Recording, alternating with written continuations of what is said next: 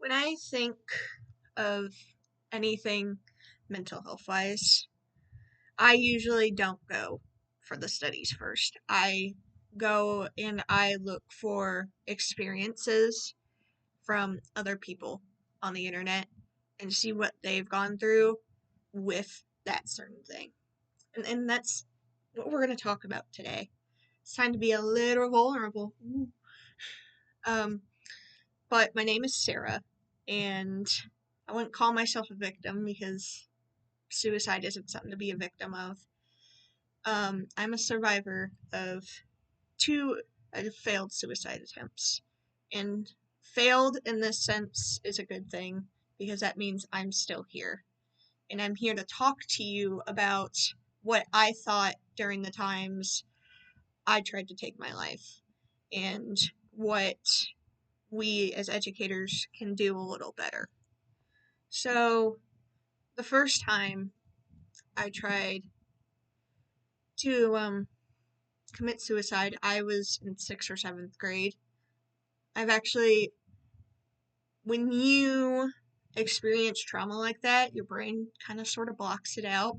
So sometimes, unless it's physically written down somewhere, you sometimes just don't remember the date. That can happen. And that's what happened with this first one. I was in 6th or 7th grade.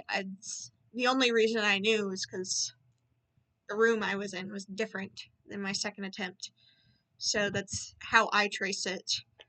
But what led me to that was a mixture of just a lot of bullying because it'd been not even a year or so prior that I had moved to a new school. I didn't have many friends, and the friends I did have were not considered popular or, like normal friends or anything like that. Plus, I did have unsupervised access to the internet, which led me to meet a lot more people than I should have, which also led to more bullying and just a lot more stress on myself because I would make these friends online and they'd put all their problems on me too, even when I had all these problems myself. Now, my family life wasn't bad at that point. Now, my family was here, we were financially stable, we had everything we really needed as far as, like the basics and a little more, I never have had to worry about, money or anything like that growing up. So that wasn't what this attempt was about. It's really hard to remember that night.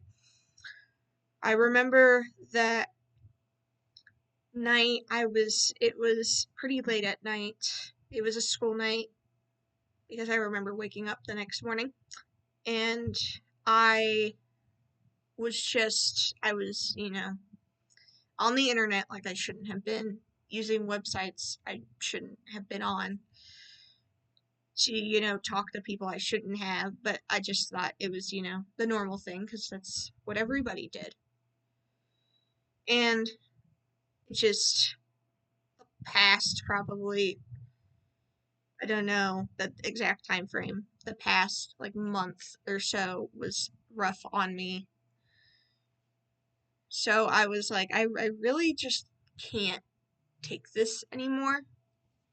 And at the time, I really didn't think about how it would impact me. And, like, impact anybody else in my life. So I was just kind of like, I'm gonna do it, So, in the dead of night, everybody else is asleep in my house. I go downstairs, I grab a bottle of painkillers, I dump an amount in my hand. I think it was 10, but I tell you, it's a bit of a blur. I go back up to my room and I swallow all those pills. And I go to bed fully thinking that I will not wake up the next morning. Lo and behold, I did wake up the next morning because thank God I did not take enough. That's the thing. It's always, I would like to say I showed signs that I was going to commit that night, but I don't think I did. You know, like I tried not to really show how I was feeling on the inside to anybody because I thought that would just get me bullied more.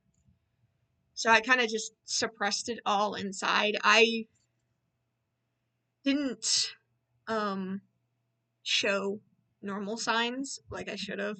Well, not should have. I didn't show normal signs. The studies show that, you're giving away all these things, you're telling people about it, and all that. I don't think I told anybody about my first attempt. It took me a while, actually, to even talk to anybody about it. And even then, it's been very few people.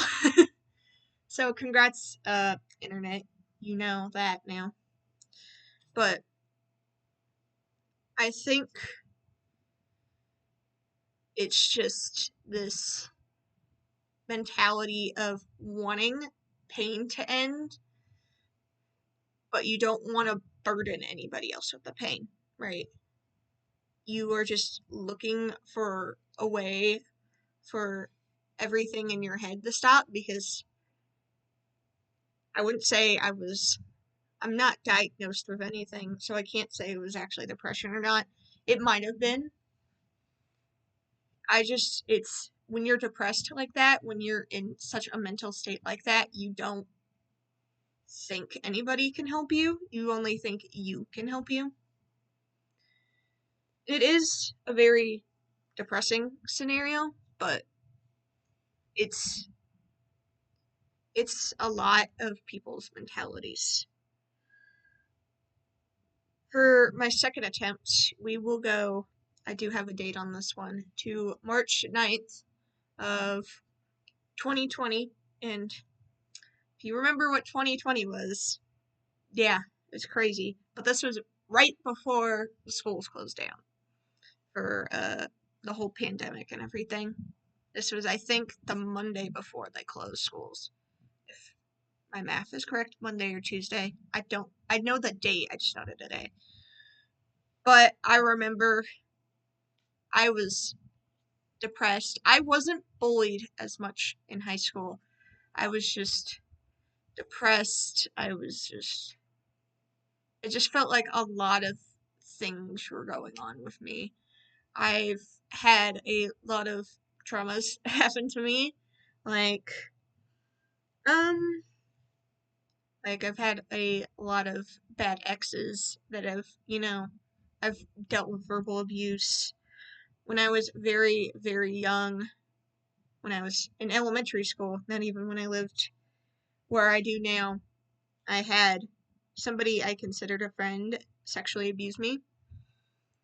So, and high school was about the time I figured that out. So it was very hard to kind of remember that kind of stuff and then be like, is there something else I could have done? Is there something else that could have happened? And it's almost like, it's not shameful to be sexually abused, but when you first are going through those emotions, that's one of the first emotions you feel, is like, this happened to me and it wasn't supposed to. And you almost feel like it's your fault. So I feel like that, and just life in general. Then again, I had a great home life. I don't, like, my parents raised me well. I love my parents. I love the family I grew up in, and it was nothing to do with them. But there's just a lot of stuff that they don't know that happened to me that made me do this second attempt. So it's actually in this very room, right where I'm sitting, is where I tried to commit for the second time. Tried to commit the exact same way. I was going to overdose. That was my plan. I knew it. I knew I was aware of what it could do to my family, but at the same time, I was in that same mindset from my first one, that I couldn't, like, that's like the last thing I was thinking about. I was just thinking about, if I could make this pain stop, I'm going to make it stop. Because it was a lot. It was unbearable. It's felt like I couldn't live with it. So I picked up the painkillers that were on the side of my bedside table, and I was laying there and I was just holding them in my hand, just outstretched in my hand. And I hesitated. And I think that's what saved me, because I feel like if I didn't hesitated, I would not be here. But I hesitated for a moment, and then it's almost like a moment of clarity hit me of, this is happening. I shouldn't be doing this. And then that's the moment where I thought about my family, and then I started bawling, honestly, like I'm about to do. But started bawling. I shot myself out of bed. I hid the painkillers from myself. And I kind of just cried to myself, right? And I just sat there and I thought, why did I just try to do that, right?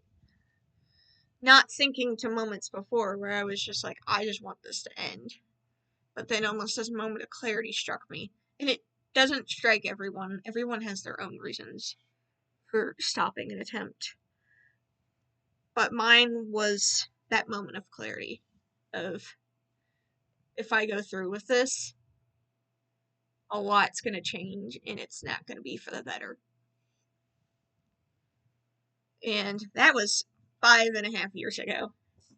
So from then to now, I have learned so much about myself, but it's been more research on my own part and not what I've been taught.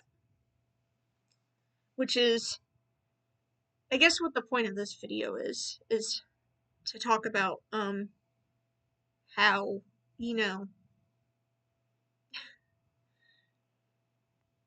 we as a society